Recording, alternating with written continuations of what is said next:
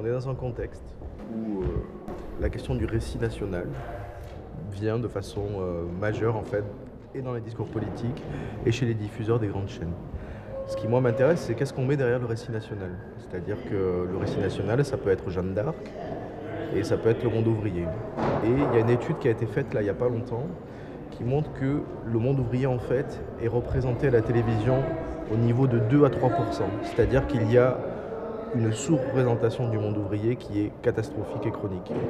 Et ça dit quelque chose effectivement de la situation politique et économique d'aujourd'hui, c'est-à-dire qu'on n'a pas forcément envie de montrer que les gens sont en galère et que c'est difficile. Et moi je pense que c'est mon rôle en fait en tant que cinéaste aujourd'hui d'aborder cette question-là.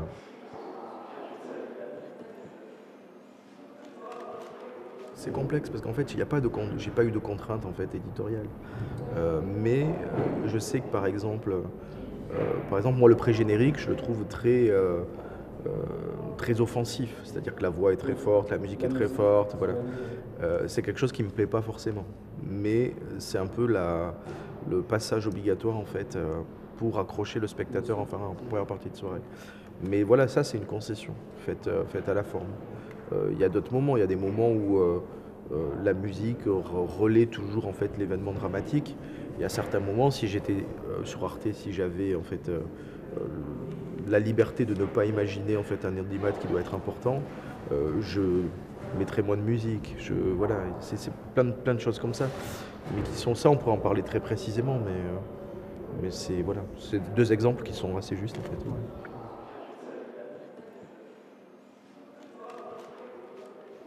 Bah, je pourrais y répondre assez simplement en fait. Ce qui est important pour moi, je pense que c'est la permanence des choses. C'est-à-dire que quand je vois un élément archivique et que je me rends compte qu'aujourd'hui, par exemple en 2017 encore, il y a encore en fait le geste est encore continué, le geste est survivant comme on dit. Ça m'intéresse de voir comment un geste peut se commencer en 1905 et se terminer en 2017. Donc dans le montage, j'essaie de trouver des images où je regarde des situations en fait qui ont une persistance dans l'histoire. Voilà. Et donc il y a des choses si je prends par exemple un film de Capellani du début du siècle de Germinal où on voit des gens en train de jeter des pavés, ben aujourd'hui quand les gens sont en colère, ils ont à peu près les mêmes gestes. C'est-à-dire que là il y a quelque chose qui est universel. L'intérêt, c'est dans les images d'aller faire, c'est un peu de l'anthropologie en fait, c'est-à-dire c'est de voir comment en fait nos gestes nous permettent en fait de se reconfigurer, de dire quelque chose d'universel qui dépasse juste le seul événement. Donc quand on voit quelqu'un qui est dans une galerie en train de souffrir, ce qu'on voit c'est un corps en fait qui est contraint. Et ça, je pense que c'est quelque chose qui est assez universel, ça parle en fait. Voilà. Donc c'est comme ça que les images, moi je choisis les images, et c'est comme ça qu'elles sont articulées dans le montage. À chaque fois, il y a, et y compris même l'utilisation des témoignages en fait contemporains aujourd'hui. Ce que je disais hier soir, c'est que les témoins en fait ne sont pas que dans leur temps à eux, ils sont dans le temps de toute l'histoire en fait qui leur aura précédé. Et c'est ça qui fait qu'en fait les choses peuvent s'agencer, parce que ce n'est pas mentir de dire que ces mecs ont été dans les mêmes situations 50 ans plus tard. Voilà.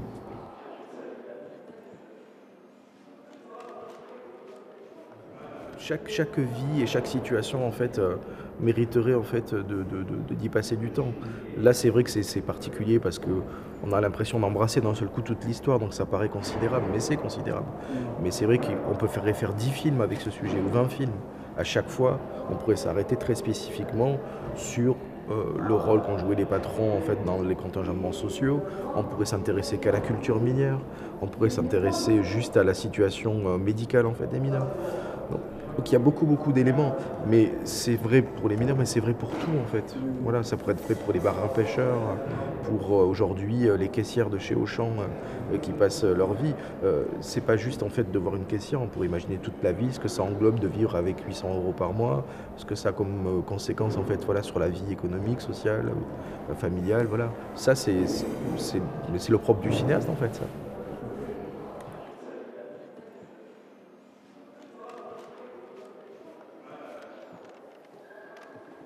Malheureusement,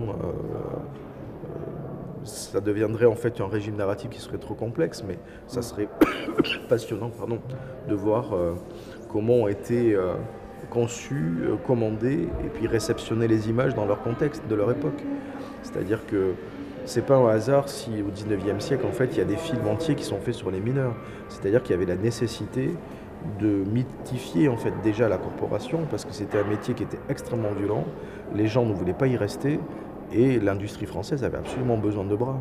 Donc en fait il y avait une propagande, c'est clair, qui était menée pour que les gens aient le sentiment en fait d'appartenir à une grande histoire dès l'époque. Donc voilà, le cinéma, si on le remet dans son contexte de communicant, de communication, en fait, dit quelque chose.